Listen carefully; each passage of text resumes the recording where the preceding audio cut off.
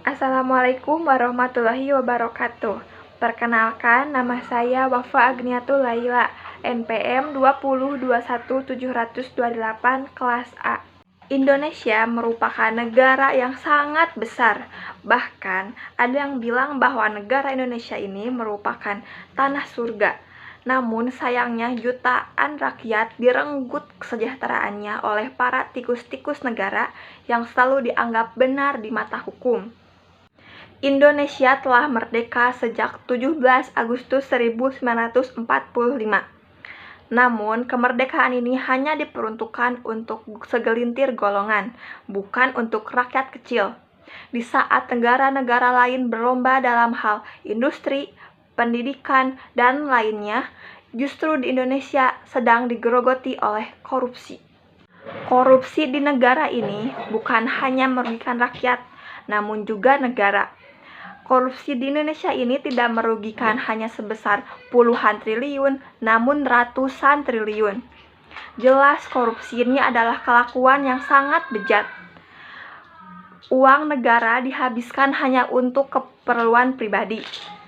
Sudah sangat jelas korupsi ini mengandung virus yang ganas, oleh karena itu kita harus memberantasnya. Oleh karena hal-hal tersebut, negara memberikan tugas kepada perguruan tinggi untuk memberikan mata kuliah yang dalam rangka untuk mengurangi kasus korupsi yang ada, yaitu dengan membentuk mata kuliah pendidikan anti korupsi. Pendidikan anti korupsi ini sangat diperlukan sedari dini, karena dengan adanya pendidikan anti korupsi ini dapat meminimalisir kejadian kasus korupsi yang ada, dan juga memberikan pengarahan kepada peserta didik ataupun mahasiswa untuk menghindari perilaku korupsi. Dalam kondisi saat ini, Indonesia menduduki posisi keempat korupsi tertinggi se-Asia negara. Bahkan di dalam segi dunia, hasil survei menyatakan bahwa Indonesia berada dalam peringkat 96 dari 180 negara yang disurvei. Pada tahun 2020, Indeks Persepsi Korupsi atau IPK Indonesia berada pada skor 37 dengan ranking 102, dan skor ini turun dari 2019 sebesar 3 poin.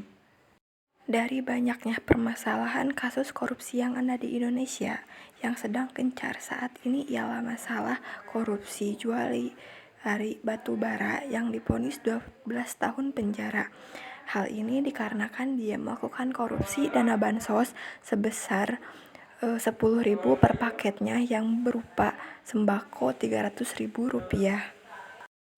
Hal yang bisa kita lakukan dalam menangani kasus korupsi atau untuk mengurangi dampak korupsi dan memberantas korupsi ialah dengan meminimalisir ataupun melaporkan sekecil apapun tindak korupsi yang ada. Dengan cara tersebut, kasus korupsi setidaknya dapat dikurangi, dan kita pun harus melakukan atau lebih waspada terhadap korupsi dan menjauhi sikap korupsi.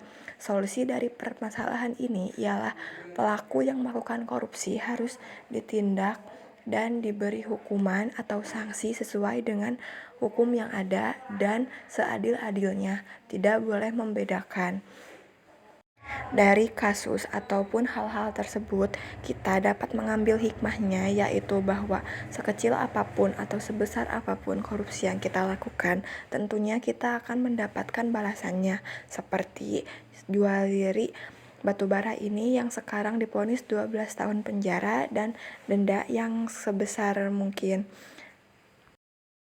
Oleh karena itu, dalam hal ini kita harus menjauhi atau menghindari sekecil apapun korupsi yang ada, baik itu dalam korupsi waktu, korupsi sikap, atau hal yang lainnya, apalagi dalam korupsi uang, agar kita terbiasa untuk menghindari korupsi dalam segi yang sangat besar.